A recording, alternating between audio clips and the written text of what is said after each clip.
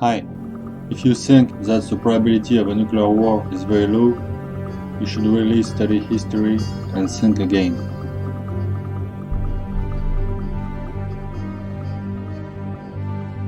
I talk to a lot of experts in my job. I talk to people who study the past. I talk to people who study the present. I talk to people who are physicists. I talk to people who are former policymakers. I sometimes talk to present-day government bureaucrats who speak under deep confidential. And I can tell you that one of the things that is a recurrent theme is that people who study nuclear weapons today actually believe that at the moment, in the early 21st century, we may be more likely to have a nuclear weapon be used in anger than during much of the Cold War.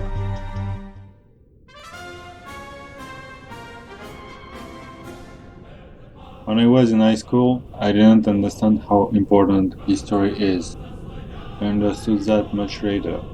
At least 5 times we were very close to a nuclear war.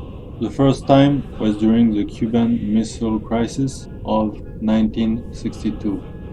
You can find many videos in English with the point of view of the Americans or Europeans, but I've not found any video in English with the point of view of the Soviets, so I'm going to tell you the history of the Cuban crisis as seen from the Soviet side. I'm not Russian, I was born in France, but I studied the Russian language in high school. In 1812, Napoleon attacked the Russian Empire. The Russian army was not ready and was poorly equipped. Napoleon managed to capture Moscow. During World War I, the Germans attacked the Russian Empire. Again, the Russian army was poorly equipped, and because of that, the Russians suffered huge casualties.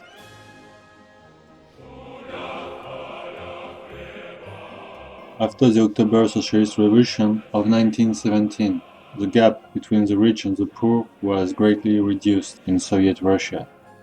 The oligarchs of the capitalist countries were afraid of the spread of communism because they wanted to stay thousands of times richer than the workers. These oligarchs decided to attack the communists in Ukraine, Belarus, Russia, Central Asia, and the Caucasus. First, in February 1918, the German army attacked the Ukrainian communists in southeastern Ukraine. Then the USA, Canada, the UK, France, Italy, and Japan attacked Soviet Russia. The communists were able to win this war because they had the support from the majority of the people of Russia, Ukraine, Belarus, and Central Asia. But they suffered huge casualties because of the lack of military equipment. During this war, most of their industry was destroyed. This is a very important speech of Stalin in 1931 about industrialization. I recommend that you read the whole speech, but I'm just going to read some parts of it.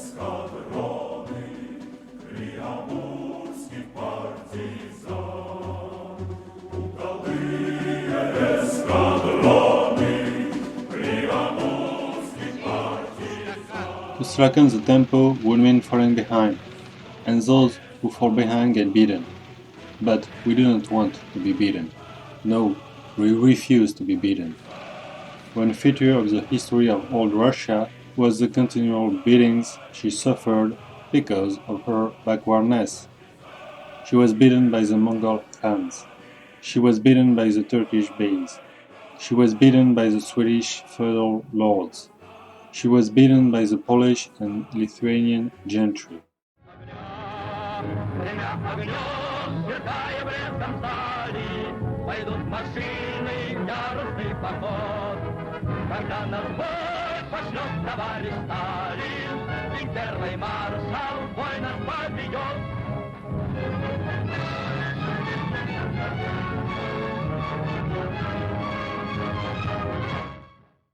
She was beaten by the British and French capitalists. She was beaten by the Japanese barons. All beat her because of her backwardness, because of her military backwardness, cultural backwardness, political backwardness, industrial backwardness, agricultural backwardness. They beat her because it was profitable and could be done with impunity. You remember the words of the pre-revolutionary poet? You are poor and abundant, mighty and impotent, Mother Russia. Those gentlemen were quite familiar with the verses of the old poet. They beat her saying, "You are abundant, so one can enrich oneself at your expense." They beat her saying, "You are poor and impotent, so you can be beaten and plundered with impunity." Such is the law of the exploiters, to beat the backward and the weak. It is a jungle law of capitalism. You are backward, you are weak. Therefore, you are wrong. Hence, you can be beaten and enslaved. You are mighty, therefore you are right. Hence, we must be wary of you. This is why we must no longer lag behind. We are 50 or 100 years behind the advanced countries. We must make good this distance in 10 years. Either we do it, or we shall go under. This speech was prophetic because 10 years later the Nazis invaded the Soviet Union. But the Red Army was not completely ready. More than 26 million Soviet citizens died because of the war. It was very traumatic for the Soviets. And after the bomb on Hiroshima, the Soviets were afraid of being invaded by the Americans.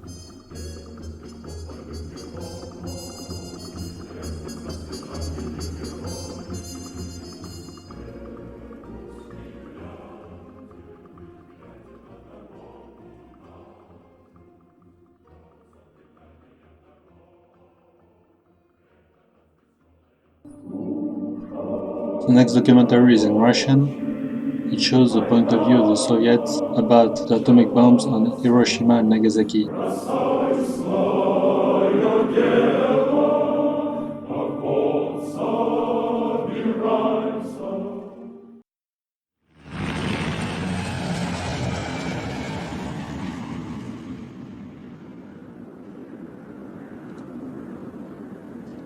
«6 августа 1945 года США сбросили атомную бомбу на Хиросиму. За считанные минуты этот японский город превратился в ад на земле. Тысячи мирных, ни в чем не повинных жителей, оказавшихся в эпицентре взрыва, дети, женщины, старики, погибли мгновенно. Люди пытались спрятаться от жара, который плавил кожу, но были накрыты мощной взрывной волной. Рушились здания. Многочисленные пожары объединились в беспощадный огненный смерч. Через 3 дня, 9 августа, над Нагасаки прогремел второй взрыв. В ходе этих 2 молниеносных операций американские вооруженные силы уничтожили более 200 тысяч мирных жителей. В бомбардировках Японии не было военной необходимости. Они стали угрожающим сигналом СССР и всему миру. Расстановка сил на планете изменилась в одночасье. Роль, которую Советский Союз будет играть в мировой политике, теперь во многом зависела от того, сможет ли он в кратчайший срок создать собственное ядерное оружие.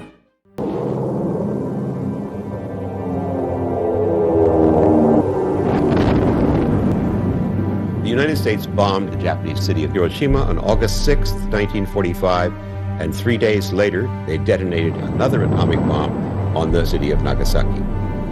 What has been done is the greatest achievement of organized science in history.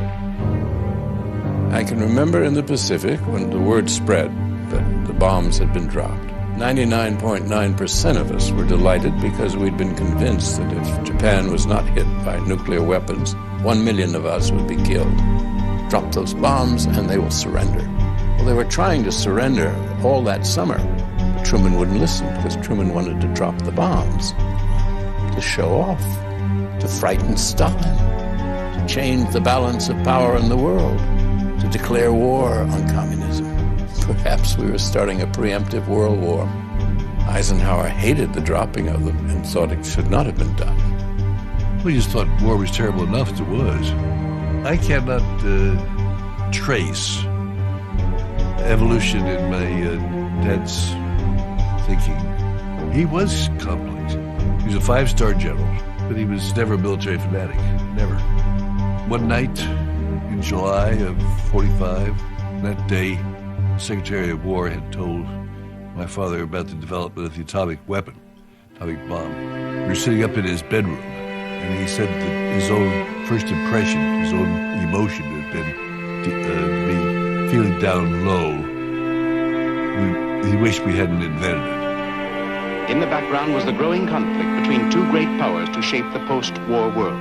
Already an iron curtain had dropped around Poland, Hungary, Yugoslavia. You see, we had to fight communism wherever it was in the world. So a decision was made that the United States remain militarist permanently. After the bomb on Hiroshima, the Soviets were very worried of the American nuclear weapons. They wanted to deter the Americans from launching a first strike on the Soviet Union. But the Soviets were thinking defensively, not offensively.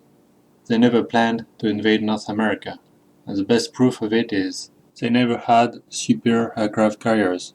And in comparison with the Americans, the Soviets had relatively few long-range bombers. In 1961, the Americans started to deploy Jupiter nuclear ballistic missiles in Italy and Turkey. Those missiles could reach the Soviet Union. It's the height of the Cold War, and the leader of the Soviet Union, Premier Nikita Khrushchev, is contemplating his next critical move. He takes a walk with his defense minister, Marshal Malinovsky, on the shores of the Black Sea. When the days are clear, you can see across the Black Sea the lines of the Turkish shore. And Malinovsky and Khrushchev, walking alongside, were discussing, and then suddenly Malinovsky said, "Well, Nikita, look there. It's Turkey. There are American missiles." And Khrushchev reacted, "We must think about it and do something." Khrushchev can see more than Jupiter missiles in Turkey. He can see the Soviet Union's entire strategic position in mid-1962, and he does not like what he sees. He sees the US and its NATO allies surrounding him with nuclear weapons. 15 Jupiter missiles being installed in Turkey, 30 more in Italy, 60 Thor missiles in Britain. But most threatening of all, he sees nearly 1,600 American strategic bombers and 200 intercontinental ballistic missiles, which can strike the Soviet Union from the US. In the Cold War balance, the Soviets have a significant disadvantage. General Anatoly Gribkov served on the Red Army General Staff in Moscow. The United States had about 5,000 warheads, the Soviet Union 300, and of those only 2 or 3 dozen that could hit the United States. Unfortunately for Khrushchev, the Soviet Union was surrounded by military bases, American bases. But America was free of that encirclement. But for Khrushchev, there is a bright spot: Fidel Castro's Cuba. A communist island in a sea of American power, Khrushchev's one small foothold in the Western Hemisphere. But Cuba was an ally that could be lost at any moment. The US had been trying to overthrow Castro since 1961, first by small infiltrations, then, finally, in an invasion by Cuban exiles, trained, armed, and sponsored by the CIA. That mission, at the Bay of Pigs, failed badly. The Bay of Pigs invasion of 1960 was the culmination of activities of the United States against the Cuban Revolution. Khrushchev's solution? Do with Cuba what the US had done in Turkey. put nuclear weapons right under the enemy's nose. The Soviet strategic position would improve practically overnight. With one bold stroke, Castro's Cuba would be protected from impending invasion, while Khrushchev's bargaining power and his prestige would be enhanced. In 1962, the only Soviet intercontinental ballistic missile was the R-7A, but it was a huge missile which took several hours to prepare for launch. So those missiles were vulnerable to a first American strike. Nikita Khrushchev wanted to achieve a balance of power, so he decided to put medium-range ballistic missiles in Cuba. It was the equivalent of what the Americans did in Turkey and Italy. But somehow, the Americans considered unacceptable the presence of Soviet missiles in Cuba. The golden rule of Jesus was, do unto others as you would have them do unto you. So it's kind of ironic that the American presidents pretend to be Christians, but do the opposite of what Jesus said. But the references to Lincoln go further. This Bible that President Lincoln used for his swearing-in will be used by Mr. Obama when he takes the oath of office in January. Most importantly, I brought my Bible. Okay? And, you know, it's First Presbyterian Church, Jamaica, and this was written by my mother with my name, it's a long time ago, with my name, with my address, with everything. In case I lost it, somebody would return it. We're going to throw the Soviets out of there and, teach them this is our hemisphere. And we're going to do away with Castro once and for all. The attention of the world is on the island nation of Cuba. We are going to teach them it's our hemisphere. And what about Ukraine? Is Ukraine also in the hemisphere of the USA? Kiev is the origin of all the Slavic people. But I don't think that Cuba is the origin of the USA. And for several centuries, Ukraine was part of the Russian Empire, and after that, part of the Soviet Union. So I really don't think that Cuba for the Americans is as important as Ukraine for the Russians. The United States had hundreds of nuclear weapons capable of striking the Soviet Union from North America. And the United States also enjoyed a geographical advantage with weapons based in Allied countries much closer to the Soviet Union: Great Britain, Italy, and Turkey. Khrushchev was acutely aware of the U.S. nuclear advantages.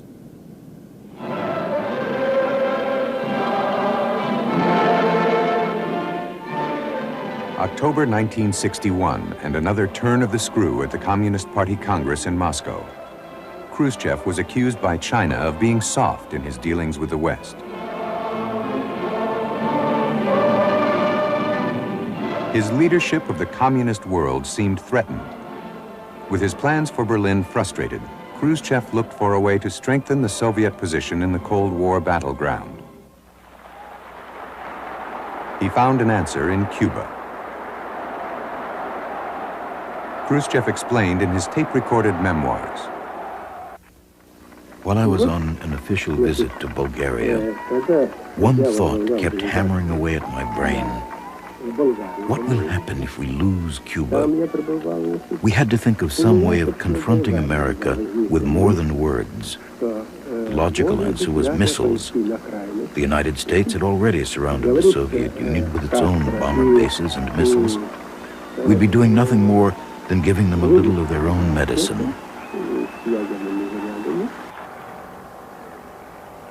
On Sunday, October 14th, 1962, a U-2 reconnaissance plane left Edwards Air Force Base, California, to take high-level photos over western Cuba. In a field near the village of San Cristobal, the photographs clearly showed 30-foot-long, medium-range Soviet nuclear missiles. Although the missiles were not yet ready to fire, CIA experts predicted they soon would be.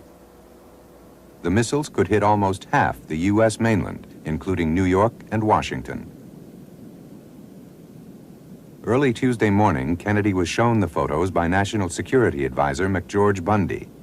I do recall that when I talked to the president in the morning, we got to that question, what do we do? And one or the other or both of us said, well, we'll probably have to take them out. That was our first reaction. then, and I do believe now, that it was a politically unacceptable move. We could not allow this hemisphere to become a base for offensive Soviet forces.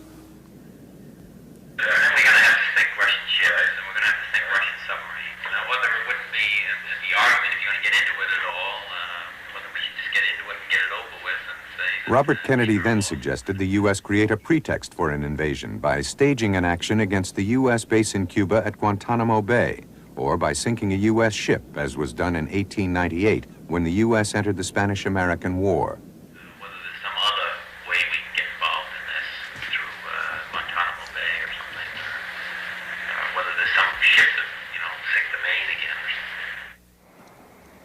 As the meetings continued throughout the week, other members of the ExComm, including former U.S. Secretary of State Dean Acheson and CIA Director John McCone, argued strongly for a second option, a quick airstrike to take out the missiles before they became operational. Dean Acheson came into one of our meetings over in the State Department. He came out in favor of the airstrike by the U.S. Against the missiles in Cuba. He was then asked, what would the Soviets do in response? Oh, he said, I know the Soviets pretty well. I believe they would feel obligated to respond by knocking out U.S. missiles in Turkey.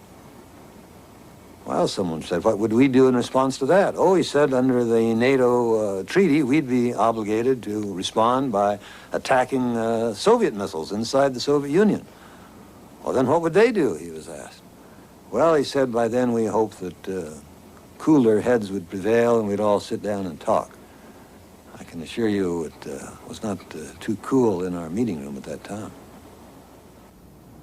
A third, more moderate measure was to initiate a naval blockade of Cuba and then threaten an invasion or airstrike if the missiles were not removed. Another alternative was to refrain from military action entirely and negotiate with Khrushchev. On Friday, day 4 of the crisis, low-level reconnaissance aircraft over Cuba brought back ominous new evidence. The photos revealed a site for a much longer-range Soviet missile, which could hit 98% of the U.S. mainland. Soviet technicians were working round the clock, pressing to get the missiles operational before they were discovered. There was no time now for quiet diplomacy. Kennedy felt he must publicly challenge the Soviets before their missiles were ready to fire. He chose a moderate measure. He ordered the Navy to impose a blockade, a line beyond which ships carrying arms would not be allowed. It was a plan McNamara had analyzed with Roswell Gilpatrick. Americans had missiles in Turkey, Italy, in other places in Europe. And at the same time, we thought it was double standard. We thought it was double standard. One of the curious things that persists up till now, I think. They have the right to deploy their missiles at our door, but they reacted very wildly against our missiles in the same position. While the Soviets were exploring a compromise through unofficial channels, Khrushchev sent Kennedy a teletyped message. Mr. President, we and you ought not to pull on the ends of the rope in which you have tied the knot of war, because the more the two of us pull, the tighter that knot will be tied. And a moment may come when that knot will be tied so tight that even he who tied it will not have the strength to untie it. The fair deal would have been the Soviets would remove their missiles from Cuba if the Americans cancel the blockade of Cuba, the Americans promise never to invade Cuba, and the Americans remove all their nuclear missiles from Europe and Turkey. And the condition for the Soviets to promise never to base long-range bombers on Cuba should be that the Americans must remove their bases of long-range bombers from Europe and Turkey. Even with this fair deal, the Americans would have still had a big advantage in the nuclear balance because they had more intercontinental ballistic missiles, and the Americans spent a lot of money to develop long-range bombers with a longer range than the Soviet bombers. But the Soviets knew that the Americans were very arrogant and would refuse such a fair deal. So instead, the Soviets proposed another deal with huge concessions. In this proposition, the Americans would remove the Jupiter nuclear missiles from Turkey simultaneously with the removal of the Soviet missiles from Cuba. And this condition would be public, not secret. And in October 1962, the Jupiter missiles were already almost obsolete. It was an older generation of missiles. So this proposition was actually advantageous to the Americans. But now, listen how selfish and arrogant they are. The White House received a second, much tougher message from Khrushchev. The Soviets had raised the ante, insisting that they would remove their missiles from Cuba only if the U.S. would halt the blockade, promise never to invade Cuba, and remove its Jupiter missiles from Turkey. To remove the missiles from Turkey under Soviet threat was just inconceivable. It would indicate to the Turks a loss of will, and a lack of will on the part of the U.S., and they would question the value of our commitment to their defense. So it was inconceivable that we would yield to that threat. And yet, should we go to war over an obsolete weapon? It was a pile of junk. There's the great danger that you will try to deal with and solve political problems with military action. With demonstrators clamoring for a resolution to the crisis, the Soviet position apparently stiffening, and the missiles still in Cuba despite the blockade, the United States prepared for military actions. 250,000 troops were moved to U.S. bases in Florida and Georgia and airlifted to Guantanamo Bay. Anti-aircraft missiles were installed on Florida beaches, and Marines practiced amphibious landings on Caribbean islands. In the event of an invasion, the Southern Expeditionary Force would be commanded by Major General William Fairborn. My orders were to land on the coast of Cuba, seize Santiago, and march on Havana. The troop movement served a dual purpose, as military preparations and signals of political determination. We loaded whole blood and 100 coffins onto the carrier Iwo Jima, dockside in Panama, and made sure that there was a good audience to see it, and then we sailed. But while military commanders were confident of success, President Kennedy was reluctant to give the final approval for an invasion. The invasion calls for landings on the northeast and northwest coasts of Cuba, plus a breakout of Marines from Guantanamo Bay to attack what was thought to be 8,000 Soviet soldiers, fighting alongside the Cuban army. But the Soviet troops awaiting them in Cuba are far more numerous than the Americans ever estimated. There was a great reluctance to believe that there were organized combat units in Cuba, and a reluctance to believe that they would actually engage U.S. forces. Worse, Oplan 316 does not envision Soviet tactical nuclear weapons. I hesitate to think even what that would have led to. We were not prepared at all for nuclear combat. October 22nd, U.S. Navy ships are ordered to enforce a blockade of Cuba, setting the stage for a showdown with the Soviet convoy. Kennedy and his advisors believed that several of the Soviet missiles were now ready to fire. We were fearful that in the face of an air attack, or in the face of a land invasion, a Cuban sergeant or a Soviet second lieutenant, under that tremendous pressure, without orders, would launch a warhead against one of the metropolitan areas, or several warheads. And in that event, millions of Americans would be killed. And no responsible U.S. president and no responsible U.S. Secretary of Defense would put his nation at risk under those circumstances, if he could possibly avoid it. But that afternoon, the crisis moved one step closer to a military confrontation. An American U-2 spy plane was shot down over Cuba by a Soviet surface-to-air missile. The pilot, Air Force Major Rudolph Anderson, was killed. Events were beginning to create their own pressure. And once one side moves to that kind of action, as they seem to have done by shooting down the U-2 with Major Anderson in it, things may get worse pretty fast. And the requirements of the military enterprise can become very strong and very compelling. So there didn't seem to be very much time. Kennedy feared that the downing of the U-2, coming right after the tough new Soviet demands, meant that Moscow had deliberately fired the first shot in a superpower war. What Kennedy could not know was that the order to shoot did not come from Khrushchev. It may have been Soviet or Cuban troops acting on their own, but it was against Khrushchev's orders. I know with absolute certainty that Khrushchev gave our military this command. They were not to do anything which might provoke the Americans and make the crisis more acute.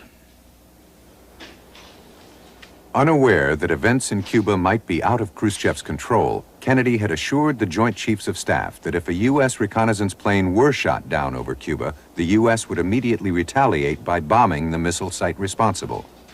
But at the last minute, Kennedy stopped the retaliatory strike. The actions you plan to take and the actions you actually decide to take are not always the same. You can put yourself in a planning position to do something quickly, and then when the time comes to say go or no go, you may well feel that you should wait. That's what happened on Saturday. But the crisis continued to spiral out of control. 2 hours later, another U-2 ran into trouble, this one over the Soviet Union. The Pentagon War Room phoned the news to Roger Hilsman. I was leaving the White House and passed Mac Bundy's office in the basement, and an aide grabbed me and said my office was on the phone. And the guy was talking to me, said, I've got a phone to you and I've got a phone to the War Room in the Pentagon. I can hear the pilot of a U-2 who is strayed from a mission over the North Pole gathering air samples, and he's over the Soviet Union. The MiGs are scrambling and he's screaming for help, and I can hear him. So I put the phone down and ran upstairs to the president, and he was in Mrs. Lincoln's office with the president of Mac Bundy. And I blurted out this news, and of course there was this terrible silence because everybody thought, oh my God, the Soviets are going to think that we've sent a reconnaissance plane in preparation for a preemptive strike. Maybe this is the war.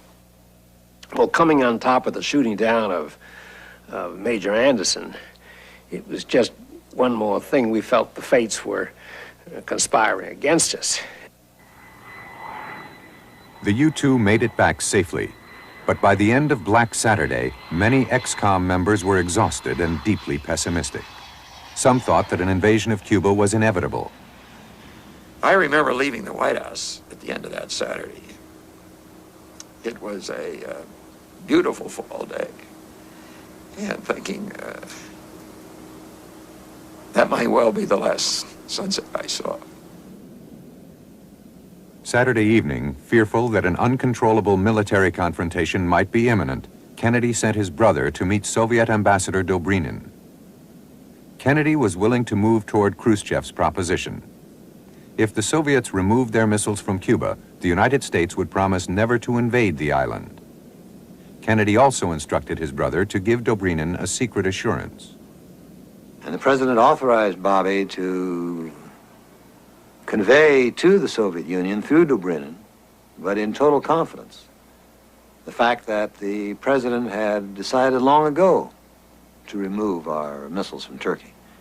That we could not do it now publicly at the point of a gun. That would undermine the alliance. But that they had his assurance that those missiles in Turkey would be removed. It's unbelievable how selfish he is. Basically, he's telling that it's unacceptable for the Americans to remove the missiles from Turkey under threat, but he precisely demanded the Soviets to remove the missiles from Cuba under threat and publicly. That we could not do it now publicly at the point of a gun. That would undermine the alliance.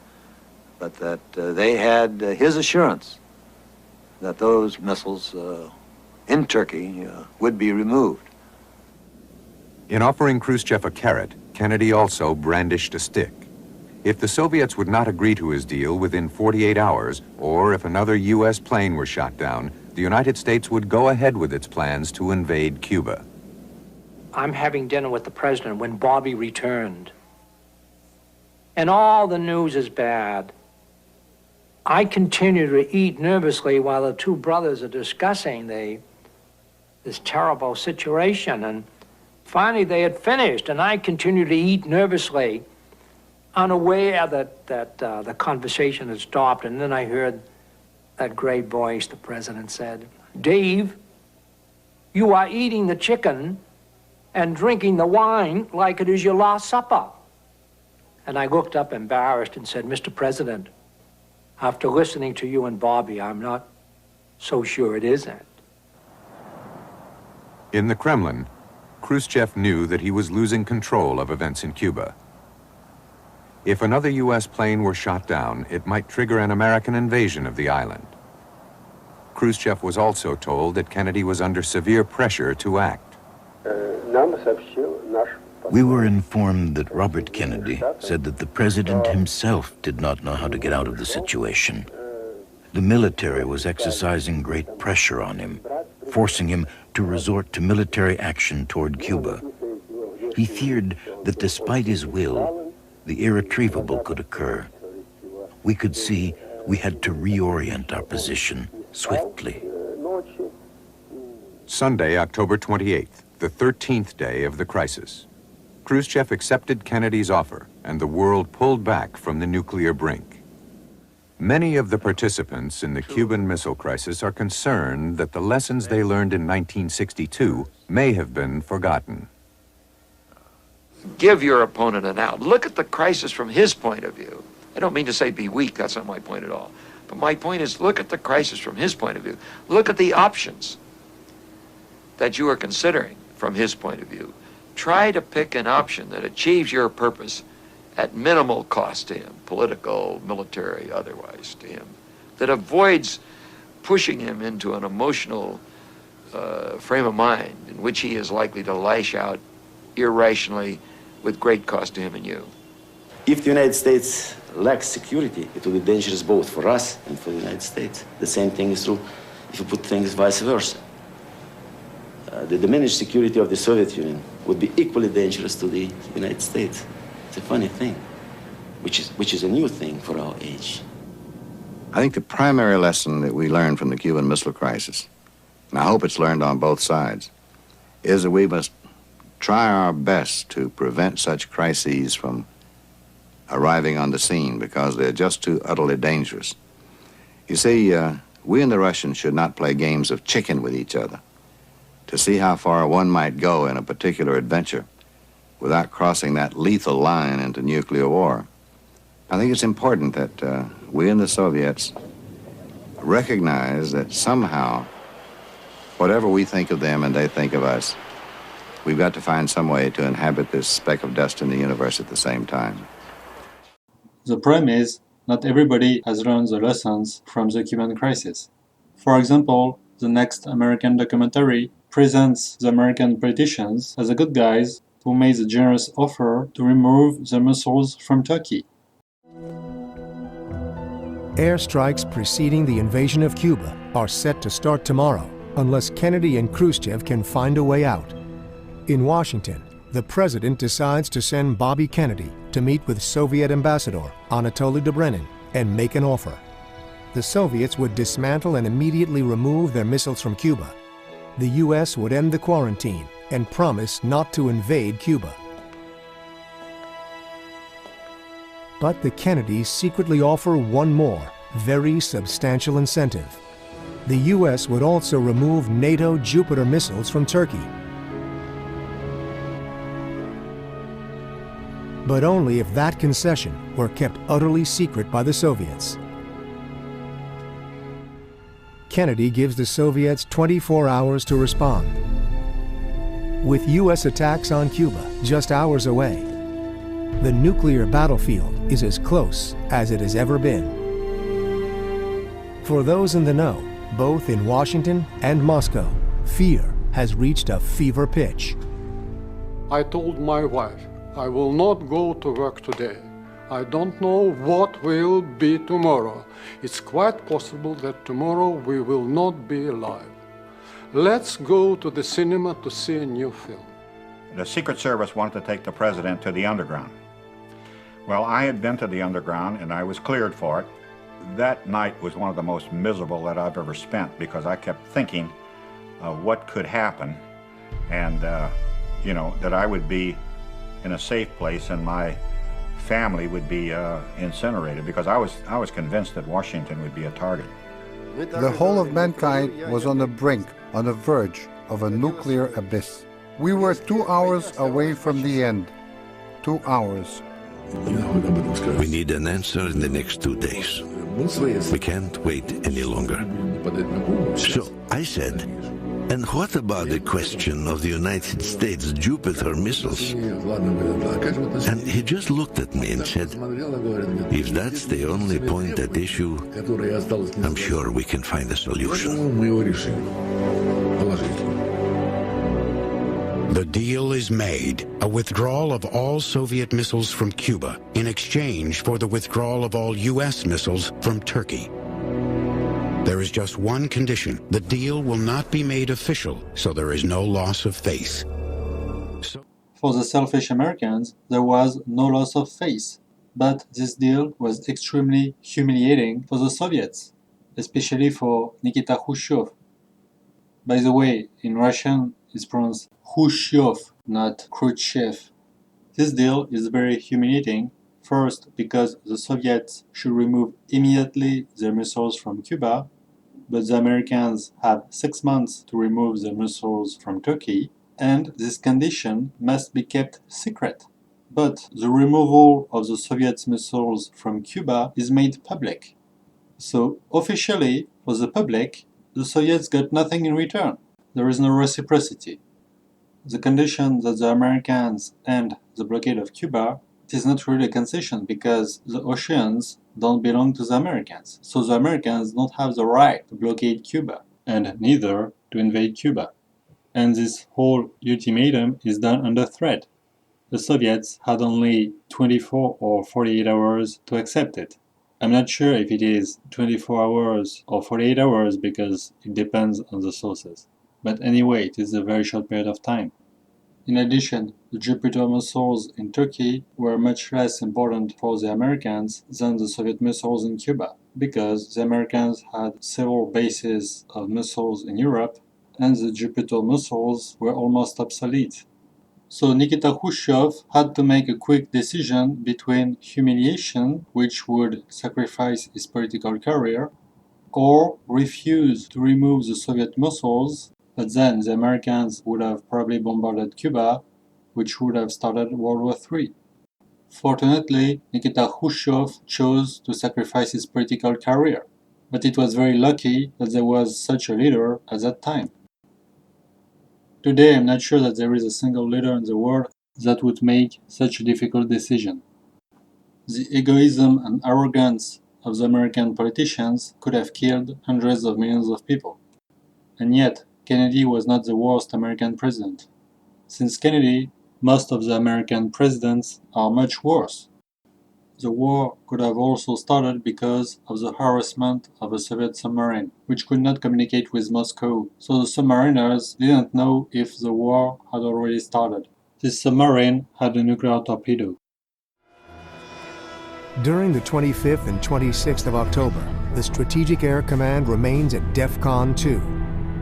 In the event of war, the Strategic Air Command has but one nuclear scenario: total nuclear commitment, known as the Single Integrated Operational Plan, or SIOP.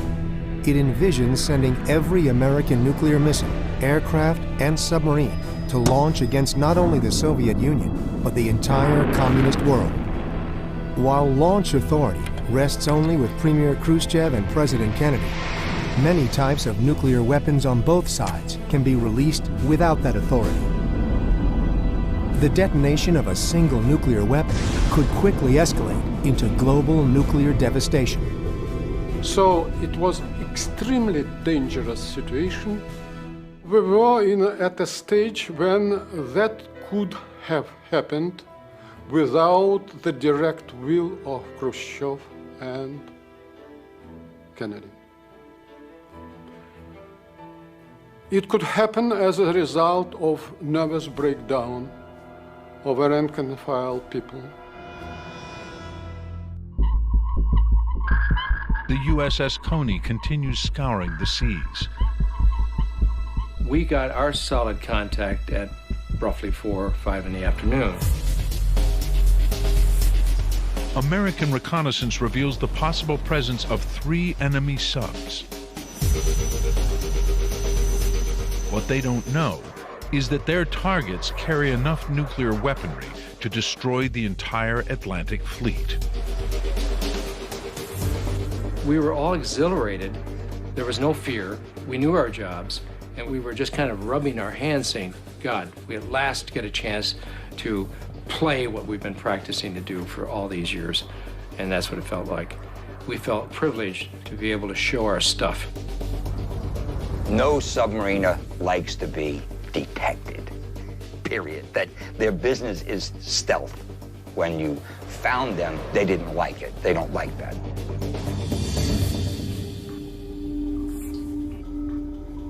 As the men of B-59 suffer in the heat,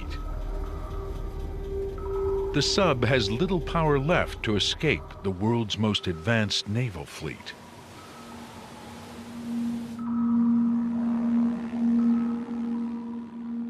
Hunt to exhaustion. You would keep contact on the submarine until he had to surface because his batteries are going flat. So when his batteries were exhausted, he had to come to the surface and recharge his batteries. Frankly, I don't think we felt very sympathetic at all. They were the enemy. Kennedy has already ordered strict protocol upon finding an enemy sub. On no account should it be attacked. Rather, they should drive it to the surface.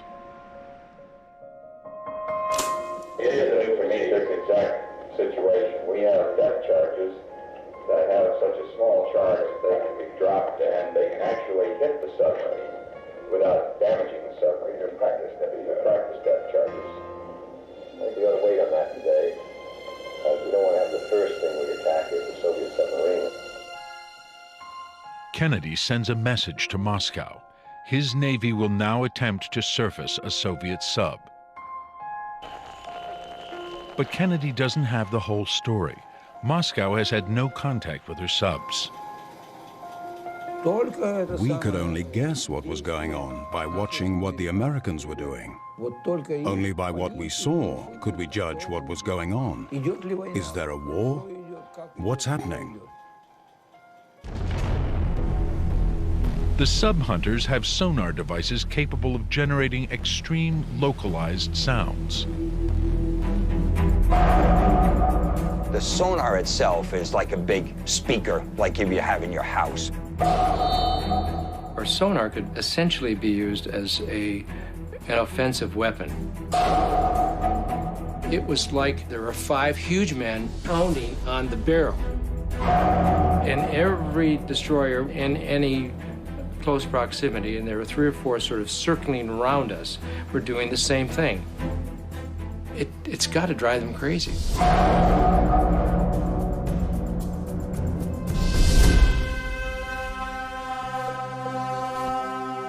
In Washington, it's late afternoon.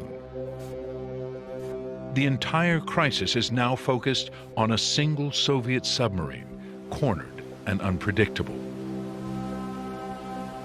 Tensions are at their breaking point. I saw Defense Secretary McNamara take Dean Rusk to the side and said, "The sun is setting. It could be the last sunset we will ever see." And that's when I got scared. The Americans have been tracking B-59 for 2 hours. We weren't trying to kill them. We could have very easily killed that submarine. We wanted to harass it. We knew they were probably having difficulty breathing. It was hot as hell in there. It was miserable. They were cramped together, and they had been under great strain for a long time. So what we were trying to do is basically apply passive torture. The typical response would be, if he wanted to come to the surface, he would fire a flare, and we would say, you're clear to surface. But that didn't happen. The men aboard B-59 are frightened and confused.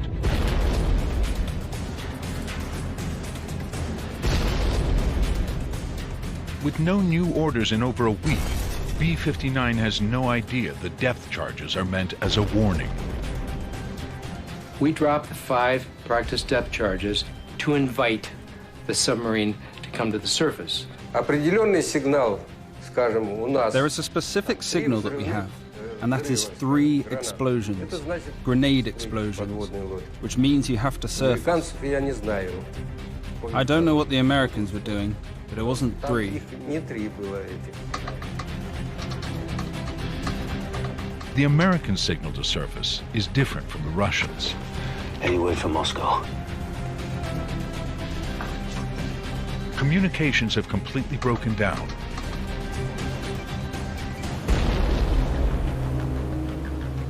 The Coney's slow torture of B-59 continues for 5 hours.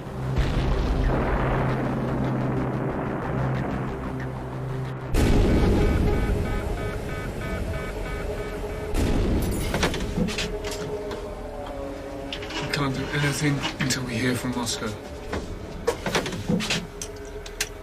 Leonenko, get to the bridge.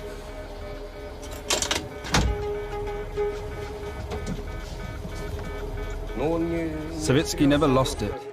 He just made a decision. Sir! It's time to load the special weapon. Sir.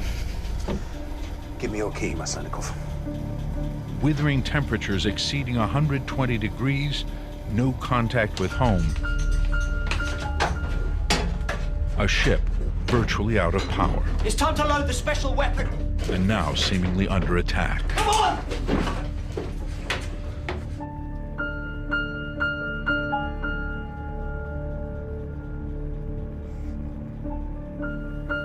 We will sink all the fleet, but we will not humiliate Russia.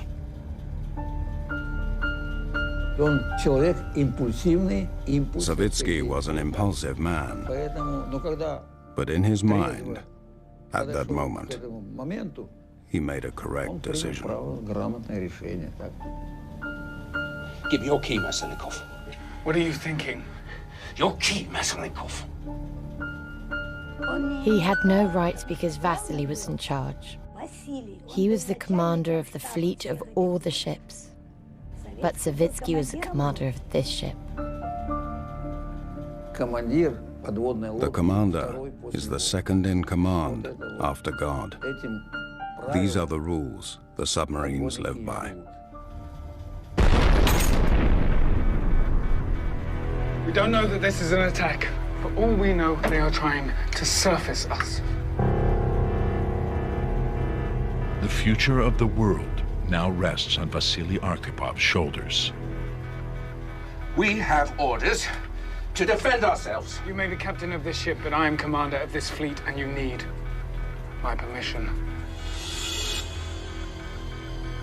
Vasily Arkhipov was our commander of the fleet. He was a submariner and a close friend of mine. He was a family friend. He stood out for being cool-headed.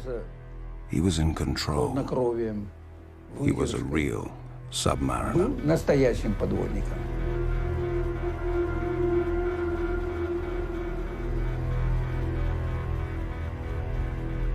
Two of us have agreed. Do I have your permission? No. You need all 3 of us.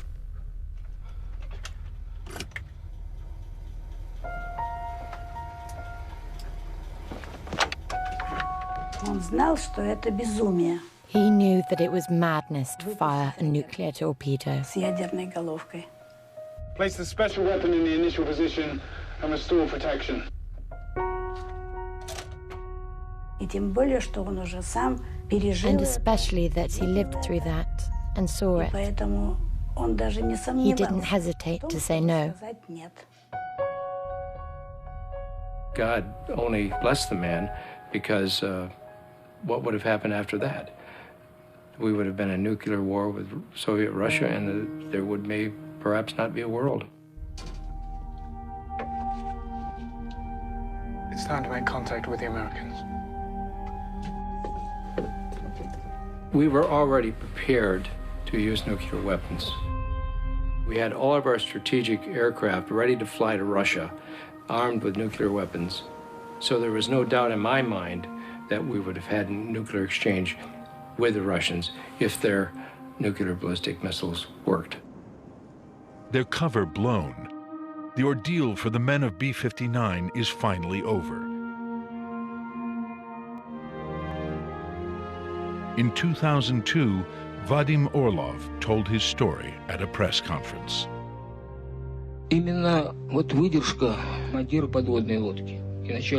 Before this, no one had any idea the subs were even armed with atomic weapons, let alone that the actions of a single man prevented one from being launched.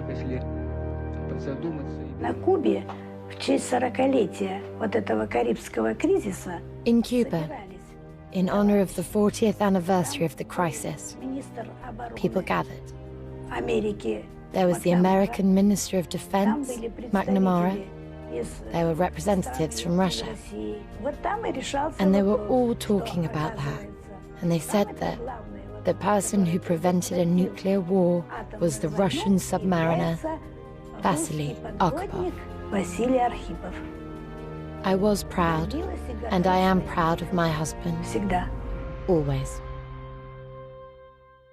Again, it was lucky to have Vasily Arkhipov. Not everybody can stand the harassment of sadistic submarine hunters dropping many depth charges. Again, the lesson from the Cuban crisis is, do not do unto others what you do not want done to yourself. But of course, this golden rule is not specific to Christianism. The Chinese philosopher Confucius said it at least 5 centuries before Christ. Kennedy's administration has stationed missile arrays in Turkey and Italy that are capable of destroying the people of Moscow in 16 minutes.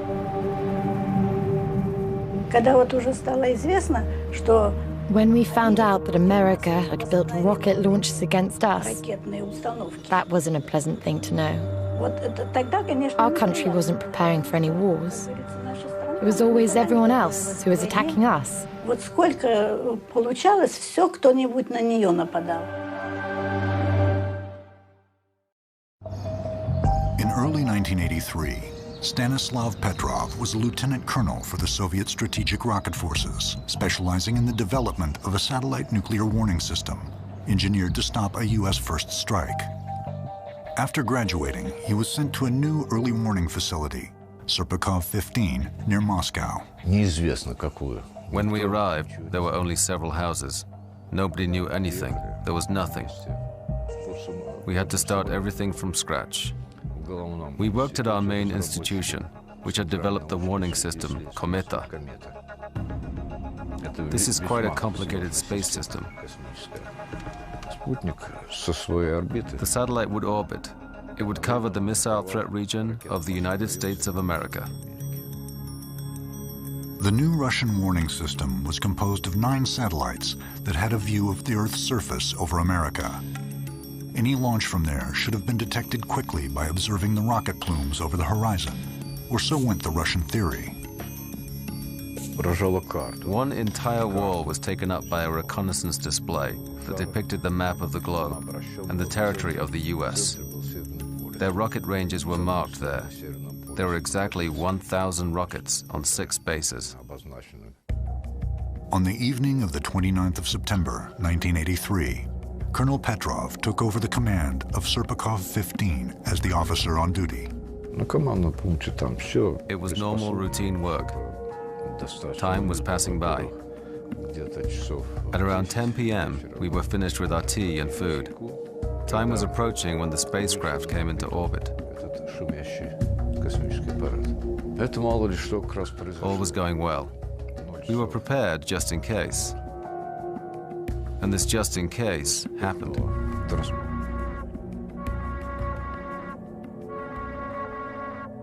Colonel Petrov had received a signal confirming an American nuclear attack. There was a big overhead display with huge letters, like a wall banner at my eye level. Start. The siren howled. The reports started coming in about the launching of a ballistic rocket from the United States of America. The first reaction was shock. Something that we should have been ready for had actually happened. There was a status panel in front of me, and on the left, one rocket range in the US was lit up. Next to it, there was a number one launching rocket. The probability indicated was the highest possible. The Soviet early warning computer had to go through 30 levels of security checks before it confirmed an actual missile launch. The team scrambled to check the authenticity of the signal. They had only 28 minutes until the impact. I started giving commands, everyone in place, monitor all functions, do this and that, according to instructions. Everything pointed to a yes except for one thing. The launch was not confirmed visually.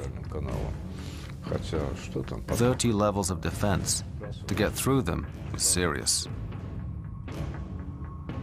Because of the lack of visual confirmation, Petrov decided to wait before he informed the high military command of what was happening. As I was the first source of this information, the danger was that as soon as I made a decision that this rocket is real, the rest of the chain of command could have been hypnotized by my conclusions. It is like the rule of roosters in a chicken coop. The first rooster starts to crow, and the rest follow it throughout the whole village. Petrov was unable to find any faults in the system. The situation grew worse. Another alarm came on. The system showed another rocket, then a third, fourth, fifth, all within 5 minutes. So there is a rocket attack sign on the overhead displays now. Petrov needed to make a decision, one of history's most important. But if they were real, he had only 30 minutes to tell his superiors before the warheads hit. My cozy armchair felt like a red-hot frying pan, and my legs went limp. I felt like I couldn't even stand up. That's how nervous I was when I was taking this decision. When there is a massive launch, it is impossible to miss.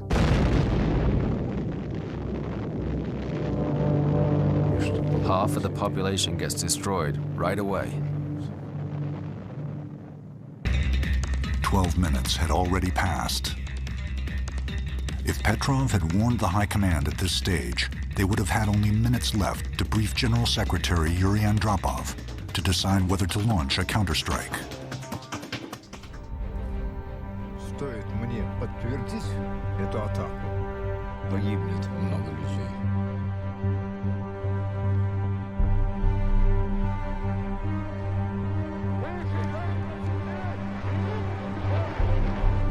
Все наши войска будут приведены в полную боевую готовность. Баллистические ракеты с 11 тысячами боеголовок. Что там по сравнению с Хиросимой и Нагасаки? Детские игрушки. Мало не покажется. Генеральным штабом. Они уже готовы на полном столе. Им только нажать кнопочку и все остается. Я отлично понимаю, что никто меня не поправит, никто не отважится. Они просто-напросто согласятся со мной, потому что согласиться гораздо легче. Я несу за все ответственность. I had to make a decision. I decided this was a false alarm. I decided, in the end, that it would be less damaging to qualify the rockets we detected as false alarms.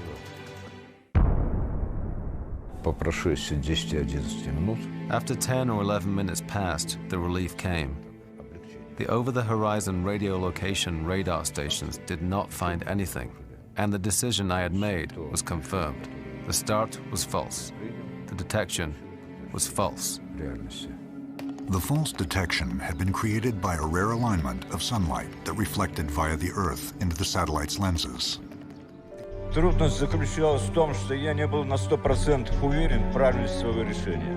У меня были большие сомнения. Это было безумно трудное решение. Ну, как видите,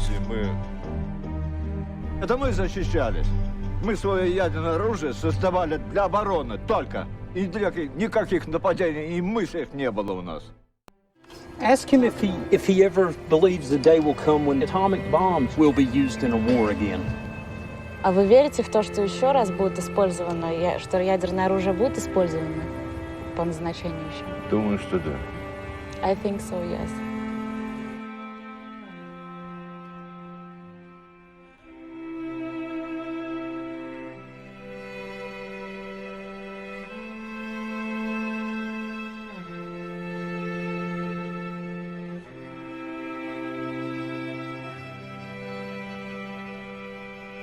Прошлое нас ничему не научило. Мы по-прежнему стоим по разные стороны баррикад. Some Russians are worried about the first strike by the USA, especially since the American and Canadian governments supported an armed neo-Nazis in Ukraine. For example, Andrei Paruby. In my last video, I already talked about him, because for the Russians, Nazism is evil. And by giving weapons to a neo-Nazi like Andrei Paruby, the American and Kenyan politicians crossed the line of morality. From the point of view of the Russians, it means that the American and Kenyan politicians don't have any moral values at all and are willing to do anything, including a first nuclear strike. Even if the Americans don't launch a first nuclear strike on Russia, if again there is a false warning by the Russian early warning system, the Russians may believe that the warning is actually true and that they are really under attack. That would be very dangerous. And it's not only the Russians who have technical problems. But we were also very lucky. There were a number of times that I know about, and probably a lot more that I don't know about, where only by the grace of God did we avoid going to war. It was about 1978 when I was awoken by a phone call at 3 o'clock in the morning from the general who was the watch officer at the North American Air Defense Command. And he told me that his computers were showing 200 missiles on the way from the Soviet Union to the United States. Now, that, of course, was a false alarm. The point of that story is that the danger of a nuclear war, the danger of a nuclear holocaust, was not academic to me. That experience in particular brought it very close to my consciousness. Well, there are a few steps that are relatively easy to take that have a pretty big payoff. One of them, for example, would be simply reducing the alert status of the nuclear weapons in the present nuclear powers. We still have thousands of weapons that are on quick launch that can be launched very rapidly, and we still have a fear, particularly on the Russian side, that they could be overwhelmed with a first strike. I described earlier when an American general in charge of launching our missiles thought that we were under attack. He made the right decision that it was a false alarm, but he had only 15 minutes to make that decision. The probability of his making the right decision would be dramatically increased if he'd had 15 hours instead of 15 minutes. Now, most people would assume that cannot be, the Cold War is over. Are we still in this posture? The answer is we are. The number of weapons on quick launch on both sides is something to me that is absolutely ridiculous, bordering on insanity. It's awfully hard to cooperate in a true sense of the word and to be partners in a true sense of the word. It's hard to do that when you're still pointing thousands of weapons at each other with very little warning time and when both sides fear a first strike from the other. Those things simply don't go together. So we've got to change the psychology.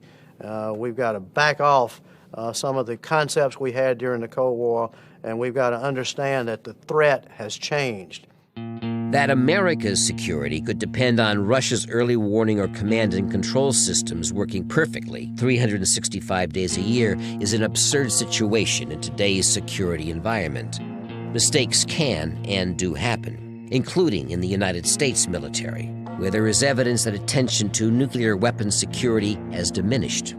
In August 2007, an Air Force B-52 was mistakenly loaded with 6 nuclear missiles and flown from North Dakota to Louisiana across America's heartland.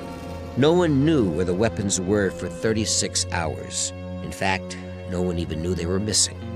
We've also learned that nuclear bomb fuse assemblies were mistakenly shipped to Taiwan instead of helicopter batteries. Security lapses so serious that the Secretary of Defense fired both the civilian head of the Air Force and the general serving as Chief of Staff.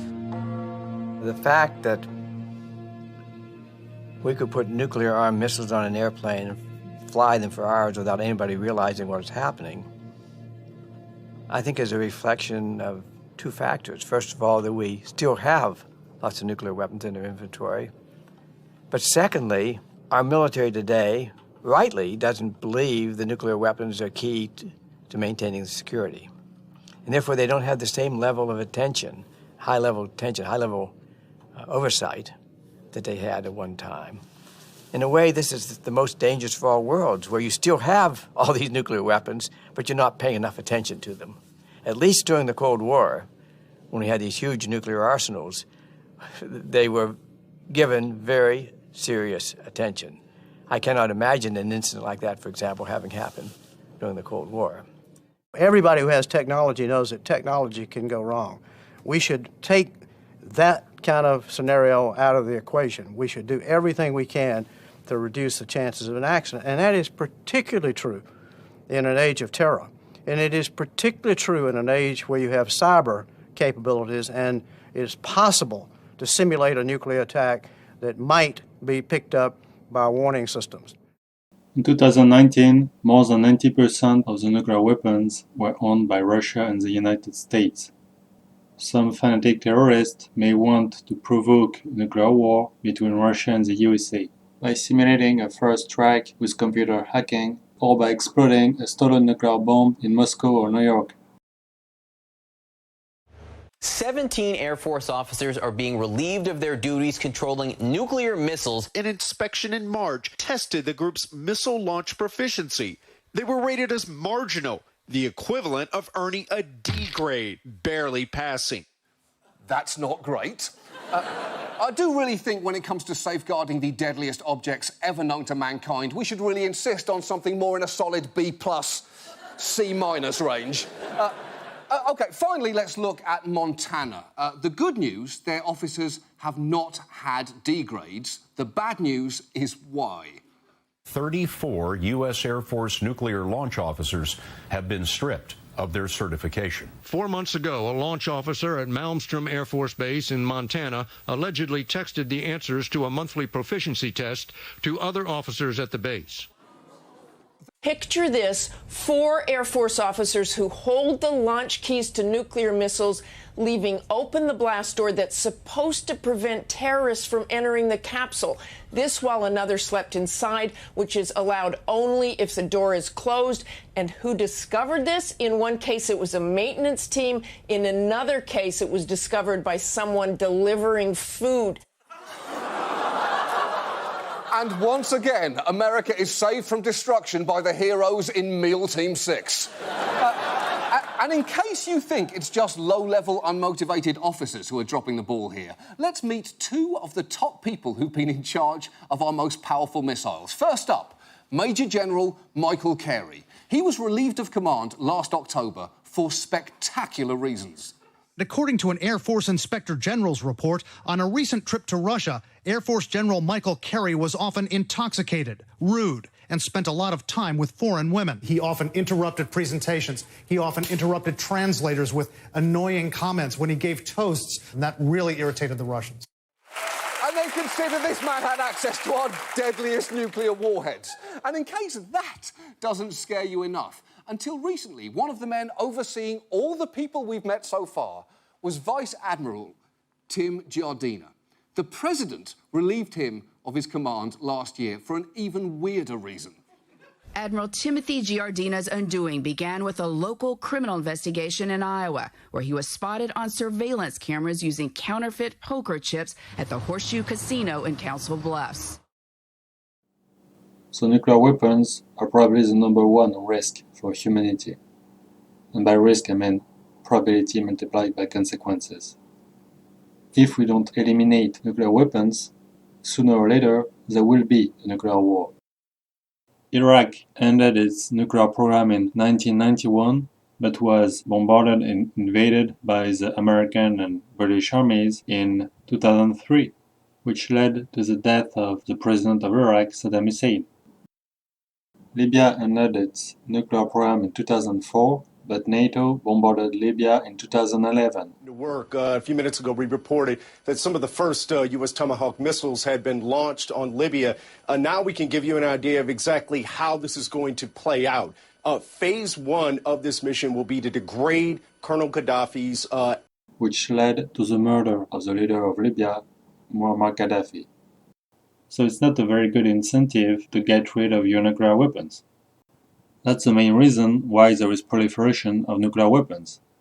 For example, North Korea acquired the nuclear weapon to deter the American invasion. If North Korea didn't have nuclear weapons, it would have been probably already invaded by the Americans. And for the same reason, Iran wants to get the nuclear weapons to deter NATO invasion. The speech of Stalin of 1931 is still very true today. Such is the law of the exploiters, to beat the backward and the weak. It is a jungle law of capitalism. You are backward, you are weak. Therefore, you are wrong. Hence, you can be beaten and enslaved. The conventional forces of the US Army and the US Air Force are so powerful that it is not yet in the interest of Russia, China, North Korea, and India to get rid of the nuclear weapons, because they could be invaded by the Americans. The nuclear weapons of the countries which refuse to get enslaved by NATO actually diminishes the probability for those countries to get invaded by the NATO armies. But it's a very dangerous strategy. The NATO invasions are the main cause of nuclear proliferation right now. This proliferation reduces the probability of a conventional war, but increases the probability of a nuclear war. To eliminate nuclear weapons, it is necessary first to reduce the size of the NATO armies, especially the US Army, Air Force, and Navy, except for defensive weapons like anti-aircraft artillery and some types of saltwater missiles. Only when the size of the conventional forces of the NATO armies will be small enough, the countries which refuse to be the slave of NATO would agree to mutually eliminate nuclear weapons. And the necessary reduction of the size of the NATO armies is possible only if there is a socialist revolution to get rid of the war profiteers, including the oligarchs of the military-industrial complex who are making a lot of profit by selling weapons, and the oligarchs who make a lot of money by taking control of the natural resources of the countries they invade, for example, the oil and gas in Iraq and Libya.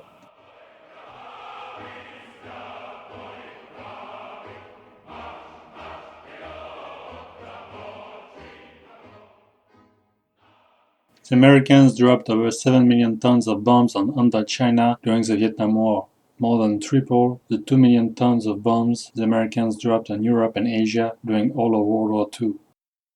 The brave Vietnamese won the war without using nuclear weapons, but more than 2 million were killed because of the French and American invasions. That's a huge sacrifice for a country of 25 million people.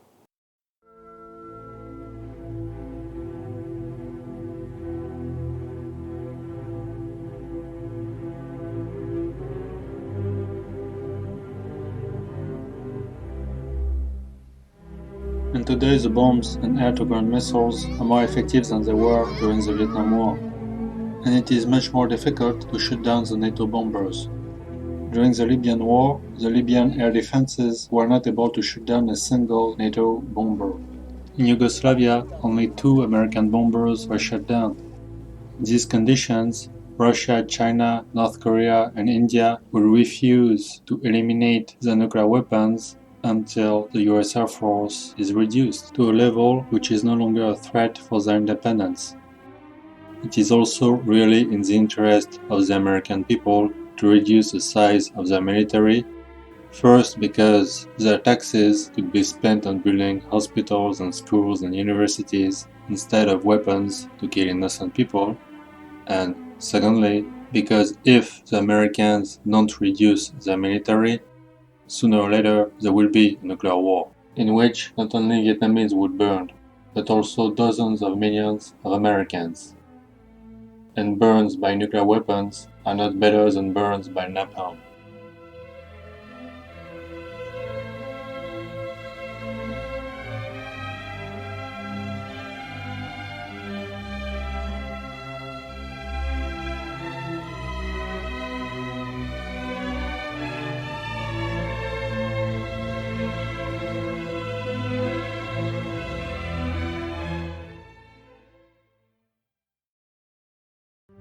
Defense budgets throughout the Western world doubled or tripled in the 4 years between 48 and 52. The Soviets are outproducing America's aircraft factory. There is a threat, but we can't measure how much is enough defense spending to stop the Soviet Union. So by the time Eisenhower is president, there is a huge new flow of cash into defense industries. He was the first to acknowledge that a permanent military establishment would be required during this period, but then unless we could find some kind of breakthrough, that in fact it would end up creating a terrible cost. The cost of one modern heavy bomber is this: a modern brick school in more than 30 cities. There's 2 electric power plants, each serving a town of 60,000 population. There's 2 fine, fully equipped hospitals. This is not a way of life at all, in any true sense. Under the cloud of threatening war, it is humanity hanging from a cross of iron. My father, as president, had strong guiding principles. He used to say, modern weapons take food from the hungry and shelter from the homeless. And so he was fighting with the Pentagon all the time for asking for too much and Congress for giving it to him. I don't believe we should pay 1 cent for defense more than we have to. Well, Eisenhower saw us starting to build program after program that was just out of control. And his own ability to shape national security policy was being hemmed in by these forces he couldn't control, and he was the president. On at least one occasion, Eisenhower was heard to say by those in the room, God help this country when somebody sits at this desk who doesn't know as much about the military as I do.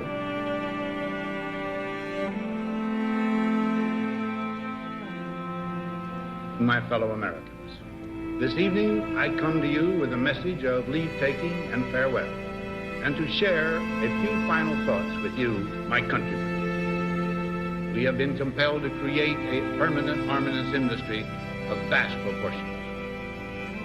3.5 million men and women are directly engaged in the defense establishment. The total influence, economic, political, even spiritual, is felt in every city, every state house, every office of the federal government. We recognize the imperative need for this development, yet we must not fail to comprehend its grave implications. In the councils of government, we must guard against the acquisition of unwarranted influence, whether sought or unsought, by the military-industrial complex. The potential for the disastrous rise of misplaced power exists and will persist. You have to realize this is one of the great presidents, great military leaders on his way out the door, At the end of his second term, he says, by the way, watch out for the military-industrial complex. People know that he invented the phrase military-industrial complex, but very rarely do you see the whole thing and realize how utterly strident his warning was. I think it's one of the most profound statements ever made by an American president. Just like George Washington gave his warnings about foreign entanglements and things like that, my dad was giving his warning against letting this military-industrial complex get out of hand. We must never let the weight of this combination endanger our liberties or democratic processes.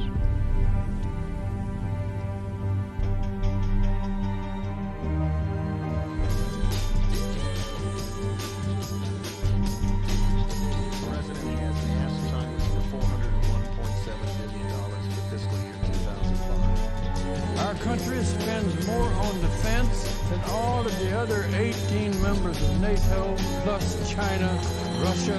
From my standpoint, I think numbers almost are distracting. President Eisenhower's concern about the military-industrial complex, his words have unfortunately come true. He was worried that priorities are set by what benefits corporations as opposed to what benefits the country. Name any playing card that will come into your mind. 1, 2, 3, name a card. Perfect. Now, we've never met before. No collusion. Which is really odd because collusion is our business. Yes, collusion with the military. You know, people sometimes think of the defense budget as you got to arm the troops, defend the nation. But for most people that are involved in it, you realize this is business. Competition for contracts between very large corporations. Industry has to have a bottom line that's black, otherwise their shareholders don't like that. So they have to find ways to interest the government in continuing to buy the product. Lockheed Martin and McDonnell Douglas and Boeing. If you had the same car year after year, if industry didn't change the car at all, would you buy a different car? No, but when they come up with something that's got extra bells and whistles on it that suits what you need it to do, then you'll buy more. If you look at the weapons that we're buying, new aircraft carriers, new submarines, F-22 fighters, you know, for an attack that the FBI estimates probably cost Al-Qaeda or Osama $500K to pull off, we are now spending more than we did at the peak of Vietnam. A lot of what's going on is simply because people don't understand the larger architecture of how the Pentagon operates. Mr. Chairman and distinguished members of the committee, I am the U.S. Air Force Program Manager for the Boeing Company. Let's use the example of buying a weapon like a new fighter plane for the Air Force. The action usually starts in the Pentagon, maybe at the contractor's initiative, but essentially everybody's working together. The KC-767A can carry up to 190 troops. Basically what you do is you come in and you lowball the initial estimate. The actual then-year cost is about half that estimate. You overpromise what it's going to do, and you underestimate the kind of burdens it's going to impose. We separately met with the companies, and both proposals were very good. Once the Air Force buys off on it, then you start flooding money to as many congressional districts as possible, as quickly as possible. The B-2 bomber has a piece of it made in every single state to make sure that if you ever tried to phase that project out, you will get howls from among the most liberal members of Congress. I believe in this military. I am urging the Senate to support this bill. $66 billion for our men and women in uniform. Well, I just want to thank the chairman for working with me and adding $100 million to upgrade 10 additional B-1 bombers. And that B-1 has been a great asset for the projection of power. The F-35 Joint Strike Fighter, the F-A-22 Raptor, and... Because the military-industrial complex is not 2 links, it's 3. It's the military and the industry and Congress. I am also grateful for the work that the House Armed Services Committee has done to fully fund the FA-22 program this year. God bless our contractors. It is our conclusion that the Lockheed Martin team is the winner of the Joint Strike Fighter program. We have a snapshot in time after September 11th where at least 71 companies that we were able to identify are starting to get contracts to go in Afghanistan and Iraq. All of the top 10 companies had former U.S. officials who had worked in the Pentagon or other parts of the U.S. government on their boards of directors or as their top executives. It's known as the revolving door, and people cash in all the time. Public officials go to work for companies, and they make triple, quadruple, 10 times, sometimes as much money as they used to make in public service. There is too close a relationship, and there is outright, I hate to use the word corruption, but it borders on it, the behavior of some of these individuals, both in industry and in the Pentagon. The number one recipient of contracts was Vice President Cheney's former company, Halliburton, and its subsidiary, Kellogg Brown & Root. KBR. We're the Army's contractor on the battlefield. Currently 65,000 KBR people around the world assisting the troops. 10 of what?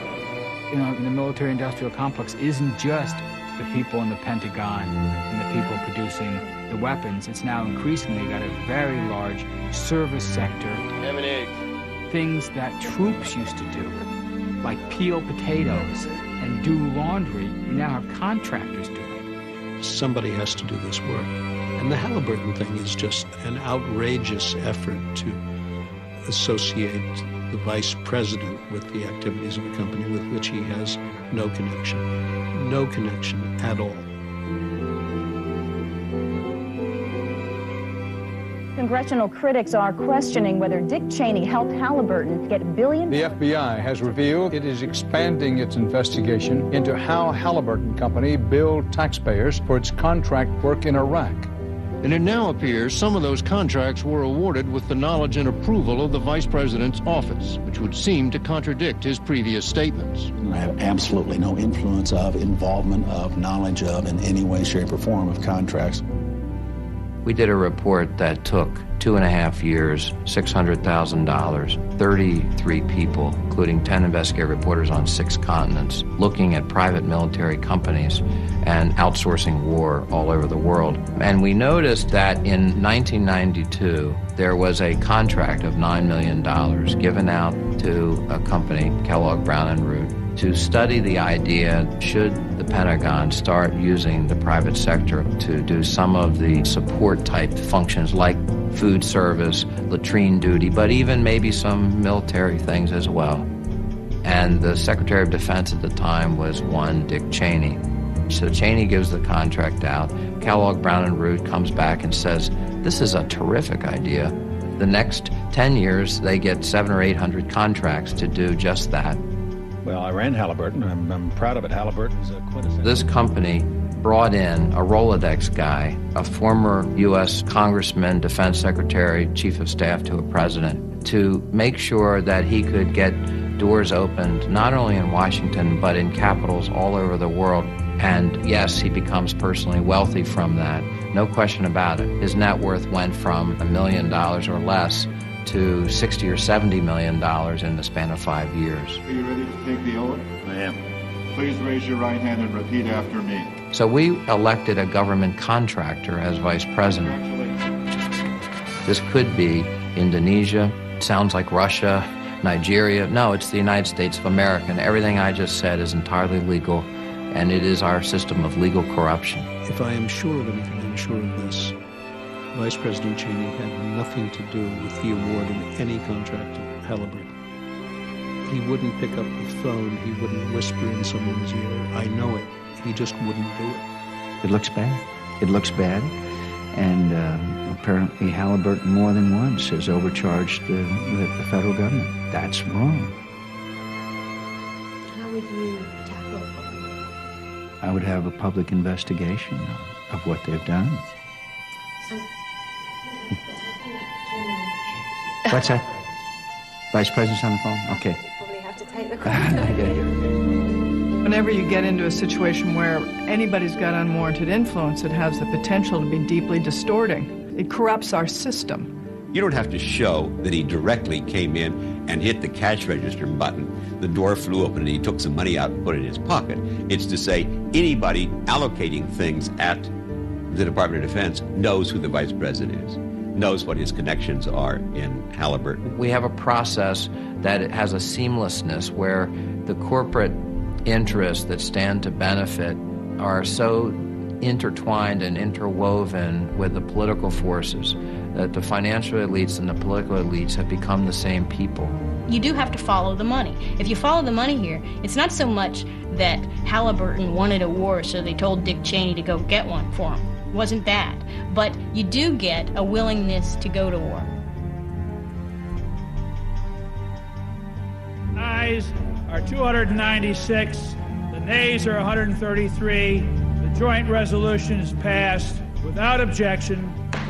You get a willingness to look at the cost-benefit scenario. American people who have a son or a daughter that's going to be deployed and maybe shot at, maybe killed or maimed in Iraq, they look at the cost-benefit and they go, I don't think that's good. But when politicians who understand contracts, future contracts, when they look at war, they have a different cost-benefit analysis.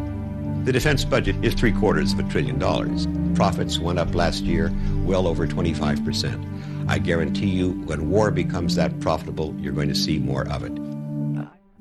If the president and the military-industrial complex, the defense establishment, if they all have decided that suddenly there's a problem somewhere, we need to drop some bombs or even put land forces somewhere in some country, this is a ritual that we have been seeing for decades.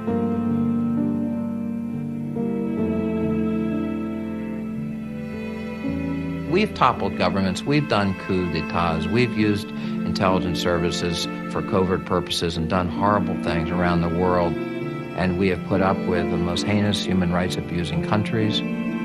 We have propped them up, we've even trained them how to commit human rights abuses. Today's demon was yesterday's friend, all in the name of either the Cold War or for commercial reasons.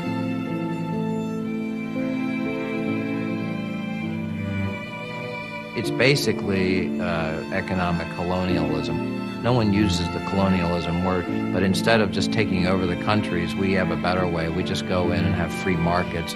Whether we're trying to sell our products to their citizens or we're trying to mine their resources, we need to be in that country for some reason, and therefore we're going to talk about free markets, free trade. But what's really going on is we want our companies to get rich in your country.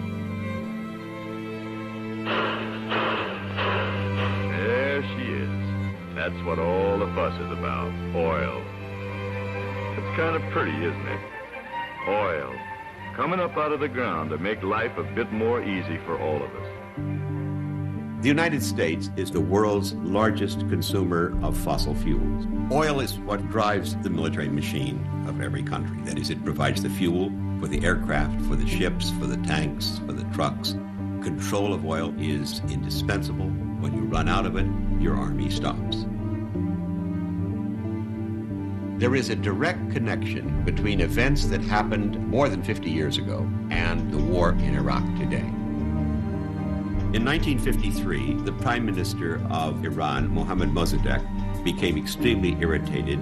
The British were ripping off his country's national resources. He wanted a greater share in it. The British came to the new President Eisenhower and asked for help on this. Eisenhower very conveniently declared Mossadegh to be a communist, and we then sent the CIA to overthrow him. 3 days of bloody rioting culminating in a military coup. The result was we brought the Shah to power, and he created an extremely repressive regime that within 20 years had led to a revolution against him. The Ayatollah Khomeini creates a government that is violently anti-American. Pro-Americans shot up the Hilton. Khomeini said, quote, I pray to God to cut the hands off all those foreign advisors. In the after-action report by the CIA on what they had done in Iran in 1953, they said, we're going to get some blowback from this. We then made a puppet out of Saddam Hussein in Iraq, who was a friend of ours. He was an asset in the CIA's computers. We did so because he was anti-Iranian. He was very fearful that the revolution in Iran would spread into his country. He therefore went to war with Iran. The war was extremely bloody, went on throughout the 1980s. Unfortunately for Saddam Hussein, he began to lose the war. At that point, in comes the United States in the form of Donald Rumsfeld, sent to Saddam Hussein by President Reagan to tell him, we will supply you with intelligence. We will supply you with the weapons you may need through covert means. It is why cynics in Washington say, we know Saddam Hussein had weapons of mass destruction. We have the receipts. This is what we mean by blowback. He remained a friend of ours right up to his invasion in the summer of 1990 of Kuwait. We became alarmed when he invaded Kuwait that he could also go on and invade Saudi Arabia itself. The largest reserves of oil on earth. We stationed troops in Saudi Arabia. It was a mistake in every sense of the term.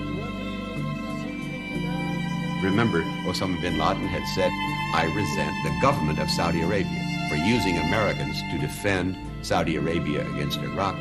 We began to fear that we were going to lose our position in Saudi Arabia. Well, the second largest source of proven reserves on Earth are in Iraq.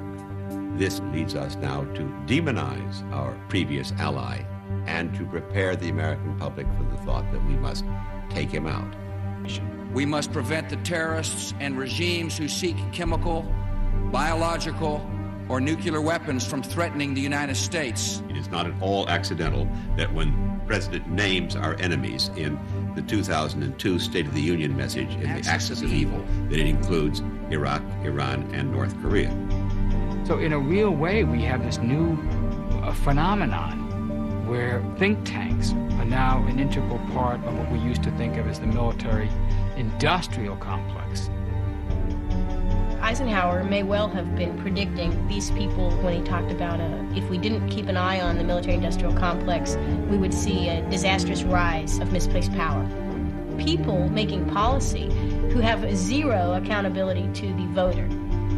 So throughout the summer, something was operating in the Pentagon that was unique.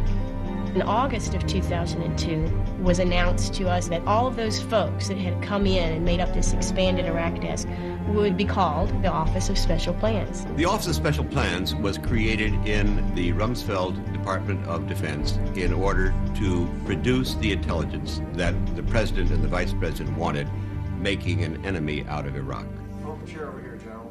The Office of Special Plans had one primary job, and that was to produce a set of talking points on the topic of Iraq, WMD, and terrorism. And we were to use them in any document that we prepared, exactly as they were written in their entirety. We were, all of us, myself included, very familiar with what the intelligence was saying about Iraq.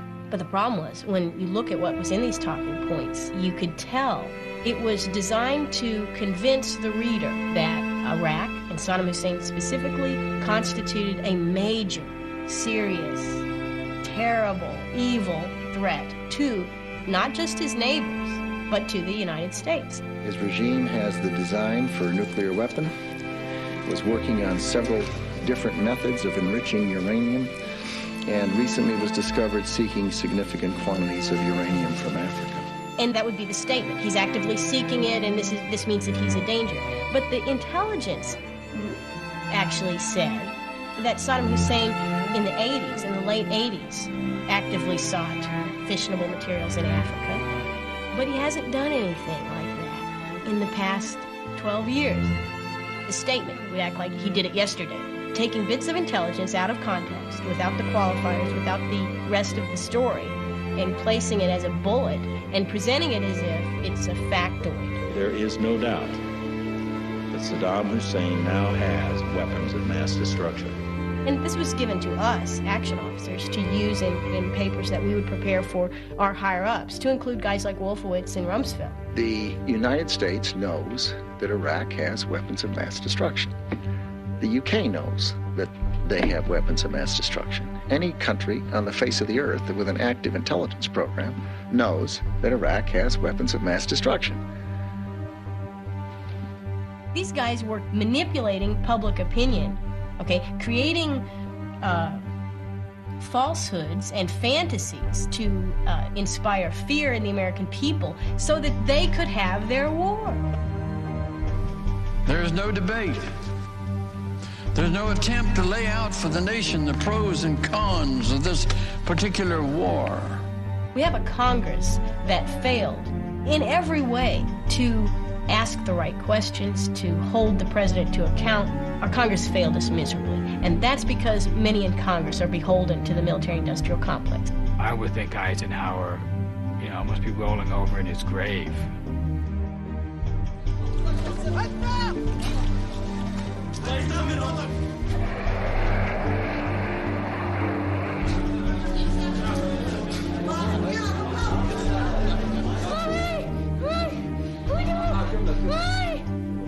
اللي شفناه أول يوم الحرب دهنا وكنا أكثر شيء حالة سخط صايبة جثة من الأطراف، وكانوا طبعا أطفال ونساء مدنيين بصورة عامة، كلهم كانوا مدنيين. ما شفنا أول أيام الحرب أي عسكري، يعني حسب ما عرفنا بعدين إن هم من الدورة.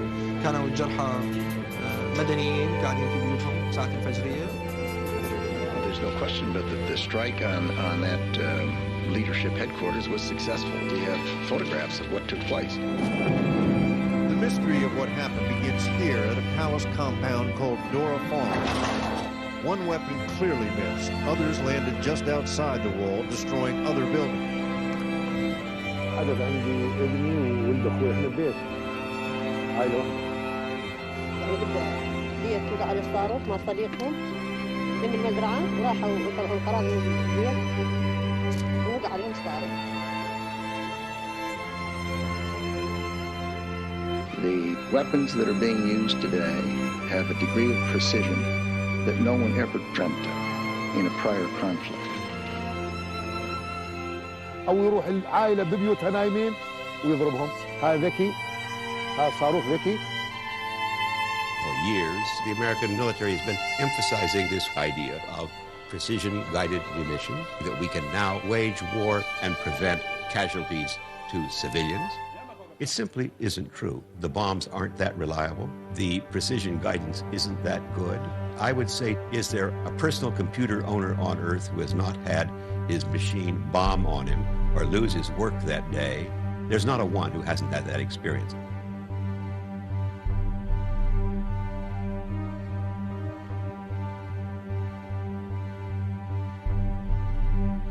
Now, the military-industrial complex has handily provided these guys with all sorts of weapons and basically a level of technical arrogance that we can go do anything we want because we got smart weapons that do the job with a minimum of collateral damage.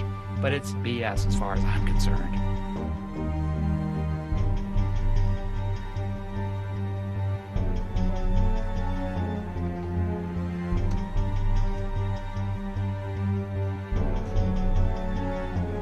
هاي انكسرت الساحة مال المستشفى، انكسرت ثلاث جثث.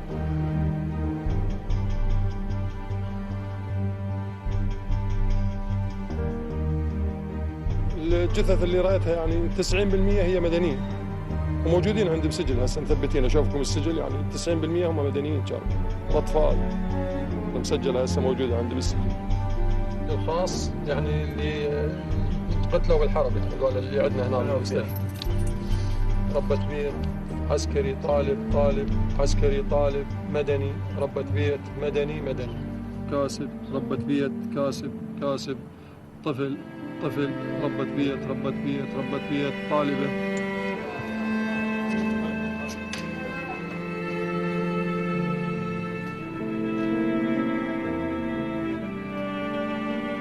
يعني ما في لا أمان ولا حرية، لا كل شيء غلط.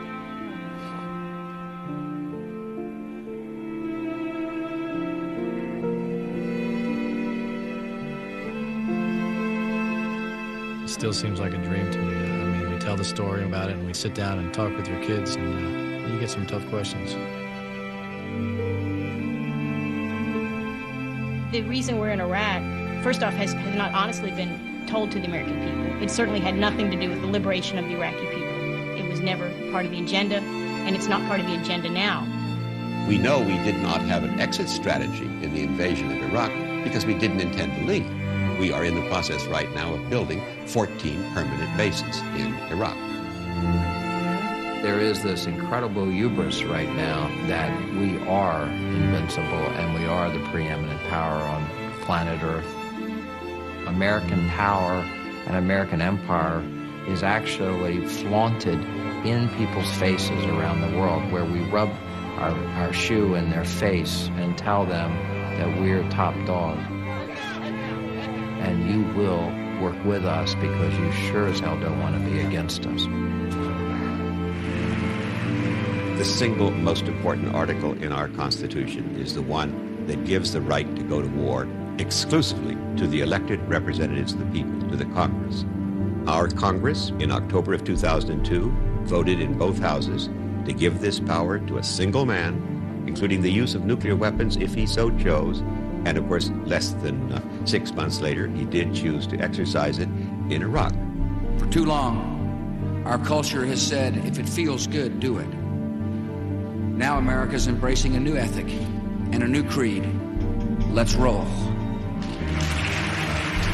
I think the history of the United States as a work in progress and our attempt at democracy here is a constant struggle between capitalism and democracy. And there have been ebbs and flows where democracy looks like it's winning. You rein in those powerful forces. But the fundamental reality is that most of the government's decisions today are substantially dictated by powerful corporate interests. Clearly, capitalism is winning.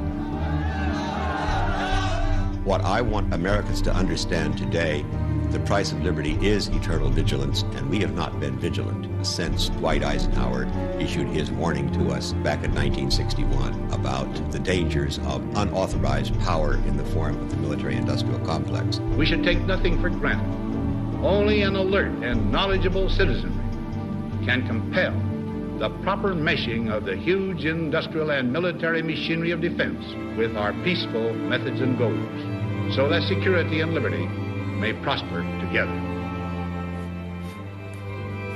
You got to realize 20 years in the military, you're trained always to respect authority, to be a team player. When the war started in Iraq, I hit a turning point in where my values as an officer diverged.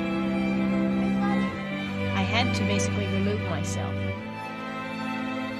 So why we fight? I think we fight because too many people are not standing up saying, I'm not doing this anymore. There are many good points in this documentary, but it presents Eisenhower as a good, decent guy. But actually the truth is, Eisenhower was a warmonger. Not as bad as George W. Bush, Dick Cheney, Donald Rumsfeld, Barack Obama, and Donald Trump. You know, everything is relative.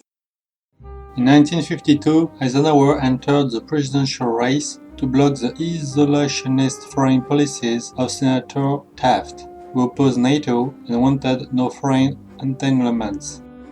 In 1953, Eisenhower threatened to use nuclear weapons until China agreed to peace terms in the Korean War. His new-look policy of nuclear deterrence prioritized inexpensive nuclear weapons while reducing funding for expensive army divisions. His administration provided major aid to help the French fight off Vietnamese communists in the First Indochina War. As the war in Indochina mounts in intensity, the French plead for increased American aid and get it. In 1950, it comes to about $100 million. 4 years later, it will be nearly 4 times that much. In all, the United States pours nearly $4 billion worth of military, financial, and economic assistance into Indochina in an effort to avoid a French and a free world defeat. Eisenhower gave a lot of napalm to the French to drop it on the Vietnamese. If Eisenhower had not given a lot of military equipment and money, the French would have left Vietnam much earlier.